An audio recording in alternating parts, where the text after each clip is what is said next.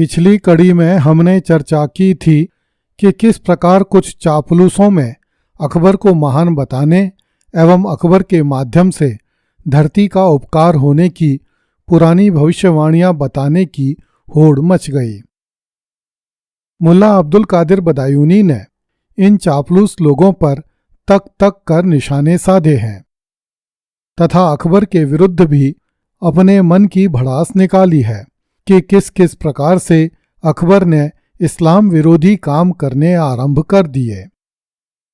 मुल्ला अब्दुल कादिर बदायूनी ने अपनी पुस्तक मुंतखब उत तवारीख में लिखा है कि शिराज के ख्वाजा मौलाना जफरदार का विधर्मी शिष्य अर्थात शिया विद्वान मक्का से अपनी लिखी पुस्तिका भी लाया जिसमें उसने अकबर को अवतारी पुरुष बताया था।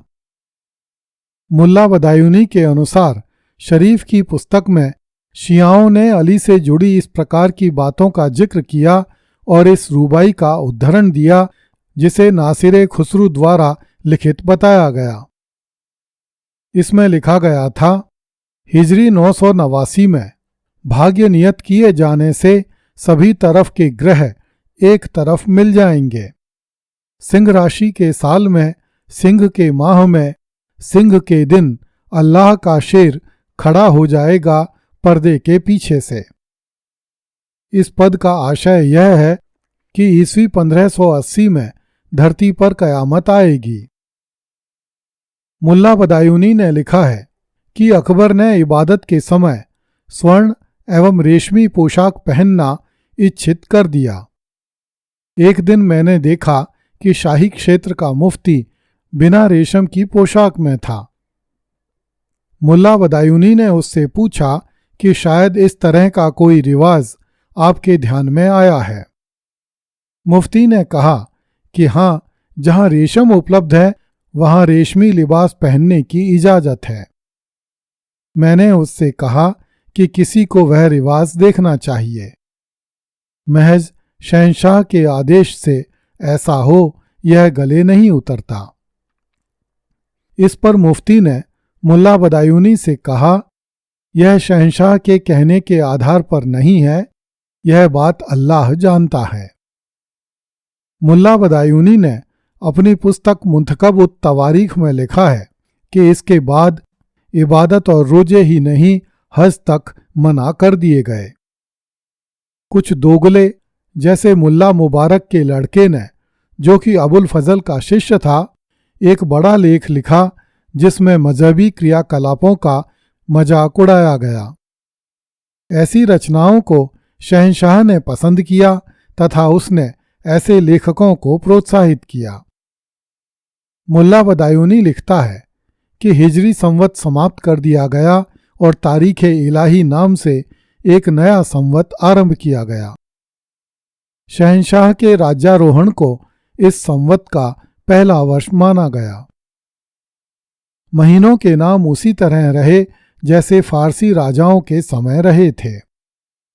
इस कैलेंडर में 14 उत्सव सम्मिलित किए गए जो कि जोरोस्ट्रिगन अर्थात पारसी उत्सवों के अनुसार थे, लेकिन मुसलमानों के इफ्तार और उनकी प्रसिद्धि पद दलित कर दी गई। मुल्ला बदायूनी ने अकबर पर तंज कसते हुए लिखा है कि केवल जुम्मे की इबादत रखी गई क्योंकि कुछ बूढ़े, जर्जर और बेवकूफ़ आदमी इस नमाज के लिए जाया करते थे। मुल्ला बदायूनी लिखता है कि तांबे के सिक्कों एवं सोने की मोहरों पर 1000 साल वाला संवत अर्थात तारीख इलाही लिखा जाने लगा, जो इस बात का प्रतीक था कि मोहम्मद का धर्म, जिसे 1000 साल चलना था, समाप्ति की ओर है। मुल्ला बदायूनी लिखता है कि अकबर के राज में अरबी पढ़ने लिखने को अपराध की तरह देखा जाने लगा। मुस्लिम कानून, कुरान की टीका और रिवाज और उनके पढ़ने वालों को बुरा माना जाने लगा। खगोल शास्त्र, दर्शन शास्त्र, चिकित्सा शास्त्र, विज्ञान, गणित, शायरी, इतिहास और उपन्यास समृद्ध हुए और आवश्यक माने गए। अरबी भाषा के कुछ अक्षरों की अवहेलना की गई। इन सब बातों ने शहंशाह को खुश किया। तूस के फिरदौसी, जो शाहनामा के 2 पदों को कहानी में देता है, उनको अकबर के दरबार में बार बार उद्धृत किया जाने लगा। इस पद में कहा गया था, ऊंट एवं सांडे का दूध पीने से अरबों ने यह उन्नति की है कि वे पर्सिया की हुकूमत की प्राप्ति चाहते हैं। भाग्य पर लानत, भाग्य पर लानत। अर्थात मुल्ला बदायूनी यह कह रहा था कि अकबर के दरबार में अरब के उन लोगों पर व्यंग्य कसा जा रहा था जहां इस्लाम का उदय हुआ था, क्योंकि अरब वाले इस्लाम के नाम पर पूरी दुनिया का राज चाहते थे। मुल्ला बदायूनी ने अपनी पुस्तक मुंतखब उत तवारीख में लिखा है कि ऐसा कोई भी पद जिसमें अकबर के पंथ के हित की बात हो, वह विद्वानों से सुनकर प्रसन्न होता और उसे अपने हक में बड़ा मसला मानता। मुल्ला बदायूनी लिखता है कि इस प्रकार इस्लाम का हर आदेश, वह चाहे आम हो या खास, कारण के साथ इस्लाम की सुसंगतता, रुयत, तकलीफ और तकवीन तथा पुनरुत्थान व न्याय के विवरण पर संदेह किए जाने लगे, उनका उपहास किया जाने लगा।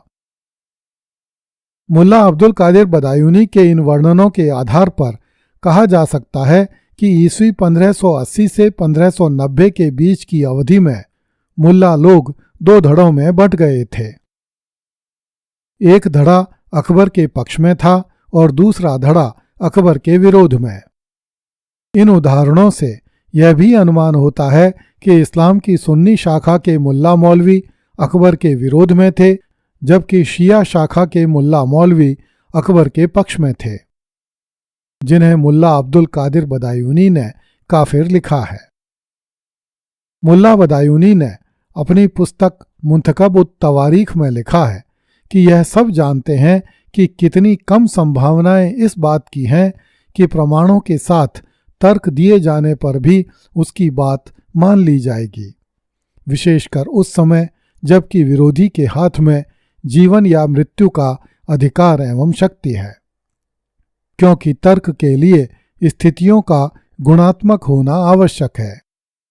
अर्थात मुल्ला बदायूनी कहना चाहता है कि चूंकि अकबर के हाथों में किसी को भी जीवन और मृत्यु देने का अधिकार था, इस कारण उसके सामने प्रमाण सहित एवं तर्कपूर्ण बात कहने से भी कोई लाभ नहीं था, क्योंकि अकबर इस्लाम की प्रमाण सहित कही गई बातों को भी नहीं मान रहा था।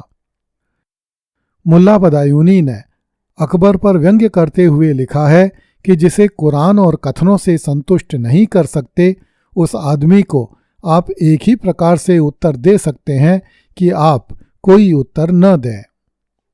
अगली कड़ी में देखिए, अकबर के हरम की औरतों को खुश करने के लिए लोग अपने नाम बदलने लगे। कृपया इस चैनल को लाइक, सब्सक्राइब एवं शेयर करें। धन्यवाद।